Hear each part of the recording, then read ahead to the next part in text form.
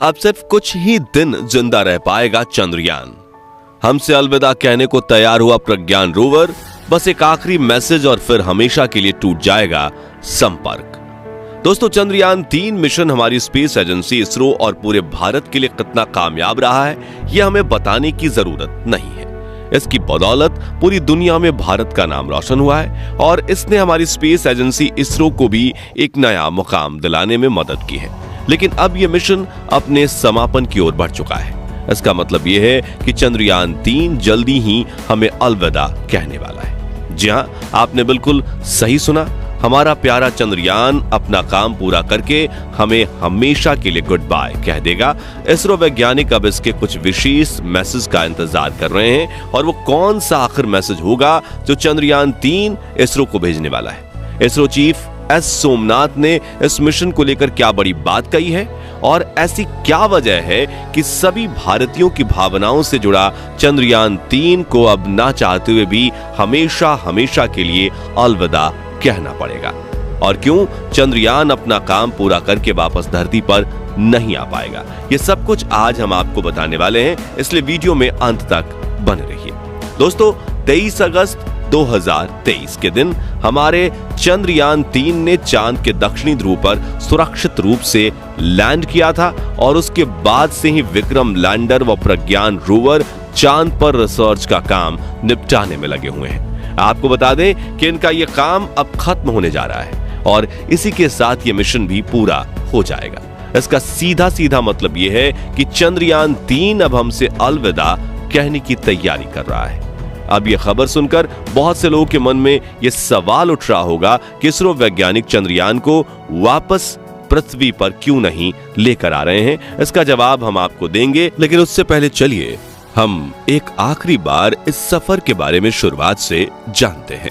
असल में दोस्तों, चंद्रयान 3 मिशन जब प्लान किया जा रहा था तो इसरो वैज्ञानिकों ने इसके लिए 3 मुख्य उद्देश्य रखे थे। इसमें पहला उद्देश्य था चांद के दक्षिणी ध्रुव में सुरक्षित रूप से लैंड करना, क्योंकि ये कारनामा इससे पहले दुनिया में किसी भी स्पेस एजेंसी ने नहीं किया था। इसके लिए 14 जुलाई के दिन हमारा चंद्रयान 3 श्रीहरिकोटा के सतीश धवन स्पेस सेंटर से अपने इस लंबे सफर पर रवाना हुआ। इसे लॉन्च करने के लिए इसरो वैज्ञानिकों ने अपने बाहुबली रॉकेट LVM-3M4 का इस्तेमाल किया था, जिसने सिर्फ 16 मिनट के अंदर ही चंद्रयान 3 को पृथ्वी के ऑर्बिट में पहुंचा दिया था। इसके बाद चंद्रयान ने पृथ्वी के कुल 5 चक्कर लगाए और ऐसा करने में इसे 17 दिन का समय लगा।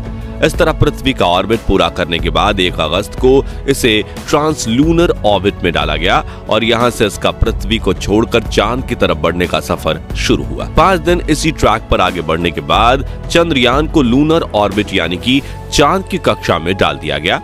फिर पृथ्वी की तरह ही इसने चांद के भी 5 चक्कर लगाए। हालांकि इस बार इसका ऑर्बिट बड़ा होने की जगह छोटा होता गया और ऑर्बिट करते हुए यानी चांद के चक्कर लगाते हुए चांद के करीब आ गया। 5 ऑर्बिट पूरा करने के बाद 17 अगस्त के दिन प्रोपल्शन मॉड्यूल और लैंडर मॉड्यूल को एक दूसरे से अलग किया गया और लैंडर मॉड्यूल आगे की तरफ अकेला ही निकल गया, जबकि प्रोपल्शन मॉड्यूल आज भी चांद के उस 100x100 किलोमीटर के ऑर्बिट में चक्कर लगा रहा है। इसके बाद विक्रम लैंडर की डी ऑर्बिटिंग स्टार्ट हुई और गोल गोल घूमते हुए चांद की सतह की तरफ वो बढ़ने लगा।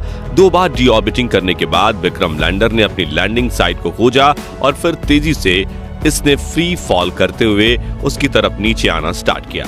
इस दौरान इसरो वैज्ञानिकों ने लैंडर के सभी सेंसर्स और इंजन को ऑन कर दिया था ताकि नीचे उतरते समय ये अपना बैलेंस बनाए रखे और आखिरकार 23 अगस्त का वो दिन आया जब चंद्रयान 3 को चांद के दक्षिणी ध्रुव पर लैंड करना था।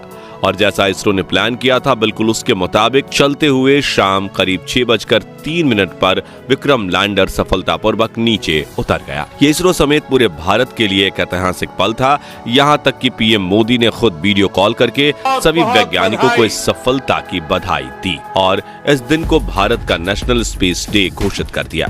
लेकिन जैसा कि हमने बताया, प्लान के अनुसार अब इस मिशन का सिर्फ पहला उद्देश्य ही पूरा हुआ था और इसके बाद दूसरा उद्देश्य था प्रज्ञान रोवर का सफलतापूर्वक बाहर निकलना और चांद की जमीन पर यहां वहां घूमकर डेटा कलेक्ट करना। ये दूसरा उद्देश्य पूरा करने में वैज्ञानिकों को बिल्कुल परेशानी नहीं हुई, क्योंकि लैंड करने के सिर्फ 4 घंटे बाद ही प्रज्ञान रोवर को लैंडर से बाहर निकाल लिया गया था और इसके सभी सिस्टम एकदम सही तरीके से काम कर रहे थे, जिसकी जानकारी खुद इसरो ने ट्वीट करके दी थी। इसके साथ ही एक वीडियो भी शेयर की गई थी जिसमें प्रज्ञान रोवर विक्रम लैंडर के अंदर से बाहर निकलता हुआ नजर आ रहा था।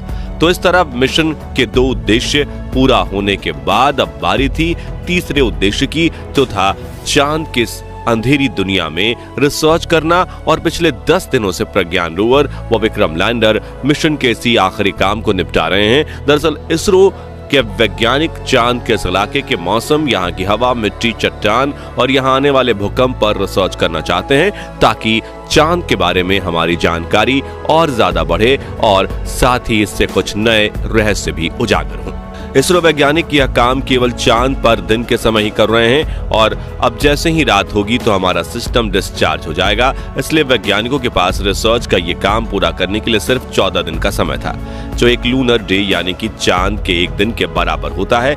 इसी कारण वैज्ञानिक अपना काम चांद पर दिन रहते ही निपटा लेना चाहते हैं, क्योंकि रात में यहाँ तापमान -248 डिग्री तक चला जाता है, जिसमें कोई भी उपकरण काम नहीं कर पाएगा। तो इस हिसाब से 5 या 6 सितंबर के दिन तक प्रज्ञान रोवर और विक्रम लैंडर को जैसे तैसे करके अपना ये काम निपटाना होगा और फाइनल रिपोर्ट सबमिट करके हमारा प्यारा चंद्रयान हमसे हमेशा के लिए अलविदा कह देगा। जैसा कि हमने आपको बताया, अपना काम खत्म करने के बाद यह इसरो को एक आखिरी मैसेज भेजेगा, जिसके बाद शायद हमें चंद्रयान का कोई मैसेज रिसीव नहीं होगा। दरअसल दोस्तों, इसका कारण यह है कि चंद्रयान 3 इसरो का 1 डे और 1 वे मिशन है। इसका मतलब यह है कि वैज्ञानिकों ने इसे चांद पर पहुंचने और वहां एक लूनर डे रिसर्च करने को तो इस मिशन में शामिल किया, लेकिन चांद से वापस लौटना या वहां से कोई सैंपल लेकर धरती पर आना इनके प्लान का हिस्सा नहीं है। वैज्ञानिकों को पहले से ही मालूम था कि काम पूरा होने के बाद विक्रम लैंडर और प्रज्ञान रोवर हमेशा के लिए चांद की अंधेरी दुनिया में ही रह जाएंगे।